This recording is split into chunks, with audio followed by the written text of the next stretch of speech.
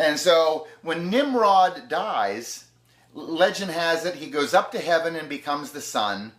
His wife on earth is Semiramis. He impregnates her with the rays of the sun. She gives birth to a boy named Tammuz. Tammuz lives for 40 years on earth, and then he is gored by a boar and killed. Semiramis, his mother, is very upset.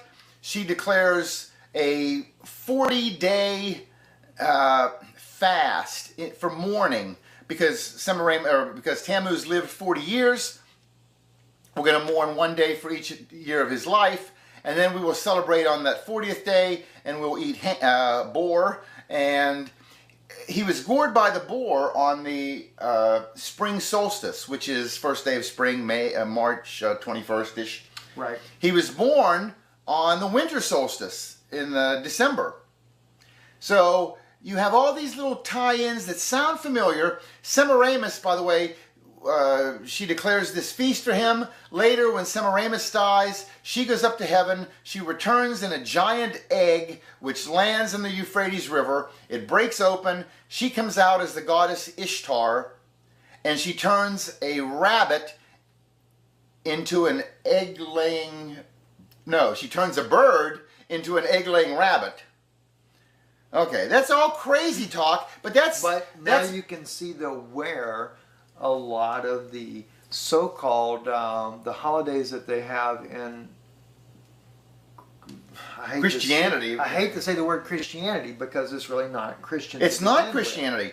When Constantine, he was of this pagan religion, and he was believing in all this Semiramis and Tammuz nonsense.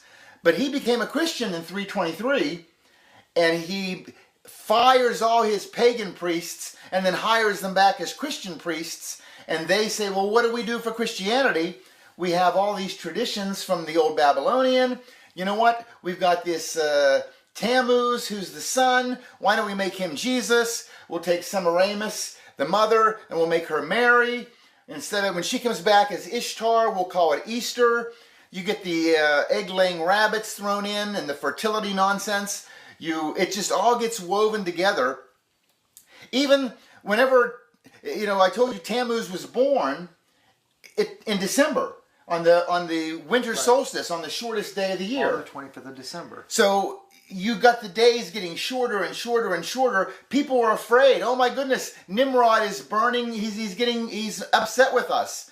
So they would go out and sacrifice a tree out into the woods, bring it in, put it in their house to kind of appease Nimrod in hopes that he would make the days longer.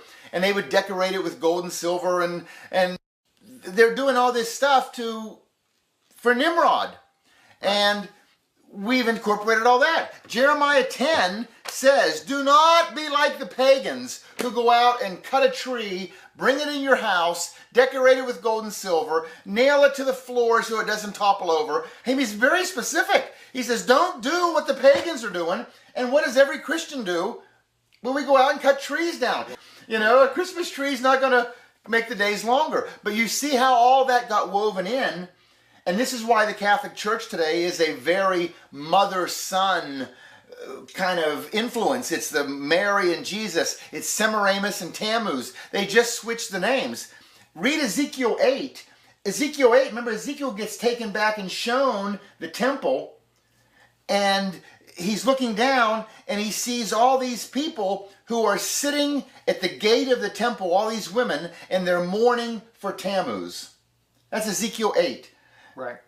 So it was actually happening. The Jews were taken to Babylon, and the ones who came back, they adopted a lot of that Babylonian religion, and they brought it back, and they were actually doing it. Ezekiel sees it.